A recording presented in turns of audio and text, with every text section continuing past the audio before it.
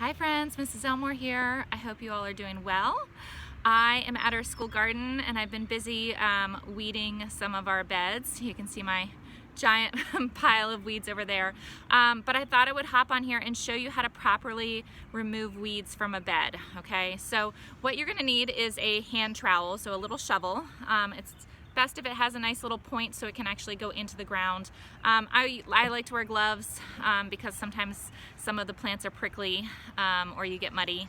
And then you need to have a place where you're going to be disposing of your weeds. So maybe you just start with a pile and then that will be put into either brown bags for curbside pickup, or you have a compost bin, or you're using a trug or a bucket to collect them, whatever it is. Just make sure you have all that together so that you can get started, okay?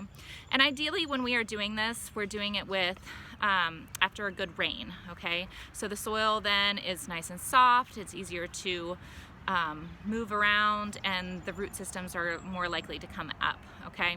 And then when we're all done with our weeding, it's best to really consider doing some sort of mulching. That will help keep the weeds down in the future, and it will also help protect our plants and keep the soil nice and moist in the summertime. So keep that moisture in, and then it also keeps heat in the winter, okay? So think about what type of mulch you might use.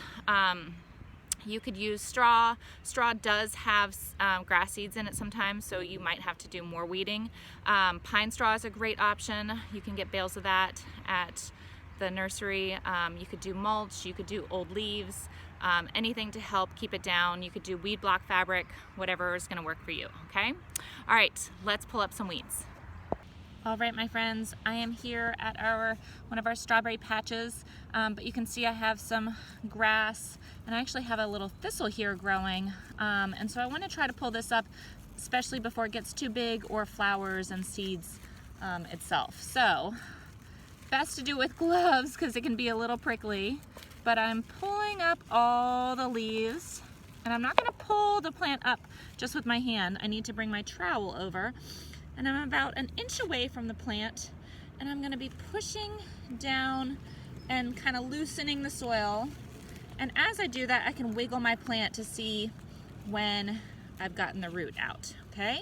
So it's a slow process. You don't wanna do it too fast, because if you do it too fast, you might just pull the top of the plant off and not get the root, which would mean you're not actually getting the plant, and it could come back. So I'm knocking all the dirt off. I wanna leave my good soil.